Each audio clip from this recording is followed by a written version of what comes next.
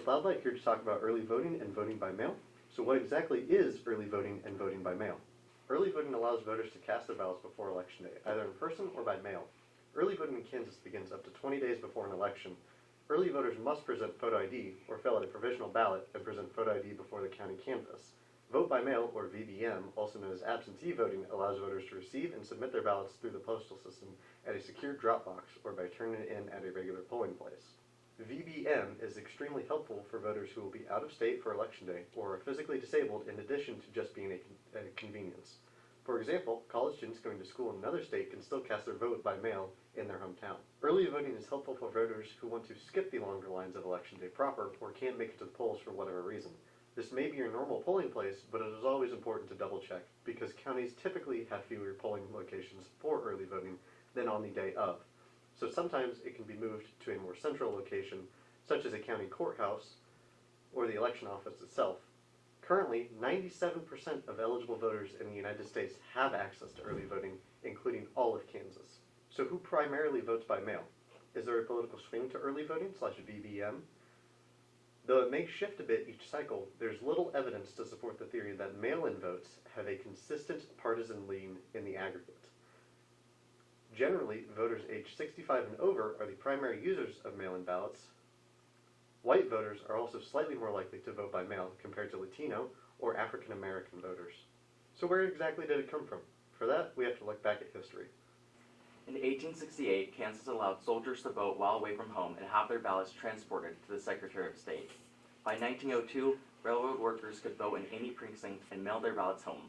Finally, in 1995, Kansas introduced advanced voting, permitting all voters to cast ballots by mail or in person before Election Day. This change followed issues in the 1992 election, where long lines highlighted the need for more flexible voting options. Today, advanced voting is a well-established practice in Kansas. Though voting early is older than Kansas's statehood, it is now facing a couple of new perils. State and local election officials in 2024 worried about complaints regarding late deliveries and misplaced ballots shed doubt on the United States Postal Service and the efficiency of mail-in votes. This not only generated delays in the casting of ballots, but also gave rise to overarching concerns regarding whether all ballots would be counted in a timely manner. Kansas Secretary of State Scott Schwab urged tougher penalties last spring on anyone who threatens election officials, following a call to action. Schwab underscored that protecting the safety of election personnel is key to upholding voter confidence and the integrity of the electoral process. In 2017, then Secretary of State Chris Kobach called for a 3-day grace period for mail-in ballots that were postmarked before Election Day. This passed almost unanimously, with all but one of the 165 state legislatures voting in favor of this popular bipartisan measure. In 2025, Pat Proctor, chair of the House Committee on Elections, championed a bill to repeal this grace period. Pat Proctor has also stated in a leaked video that his goal was to chip away at early voting here in Kansas. Although Governor Kelly vetoed this bill, her veto was overturned in late March, officially repealing the 3-day grace period effective 2026. We now shift our focus to national attitudes on mail-in and early voting.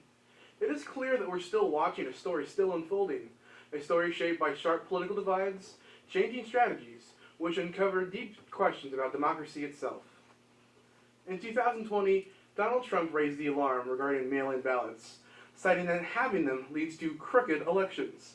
His repeated attacks on the legitimacy of mail-in ballots helped fuel a wave of mistrust that ultimately led to the January 6th attack on the U.S. Capitol, which caused stark divides among Democrats and Republicans.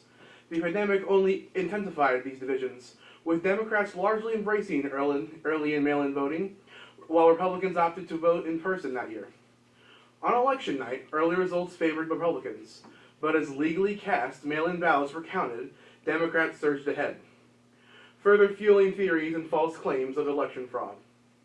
In 2024, we saw a notable shift.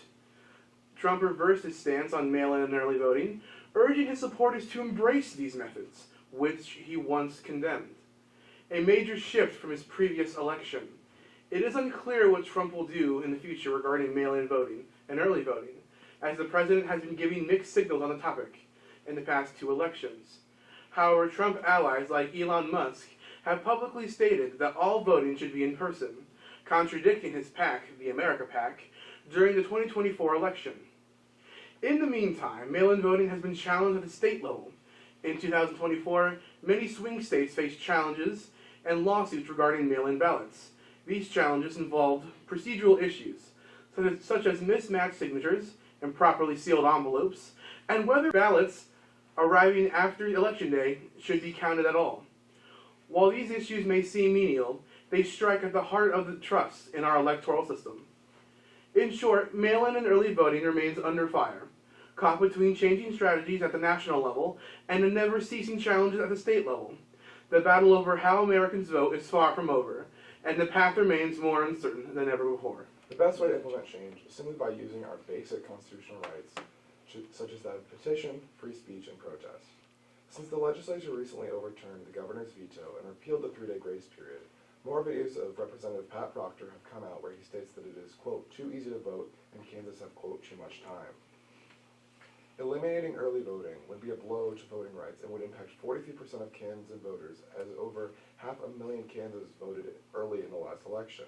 Kansans are shocked at those who seek to limit the voice of the people and must go out and vote in the midterms to have your voice heard. You need to contact your legislatures and hold them accountable for their votes. Organizations across Kansas, such as Loud Light, the Voter Network, League of Women Voters, and many more are already doing this, and volunteering with them is another excellent way to make sure voting rights are maintained in our great state of Kansas.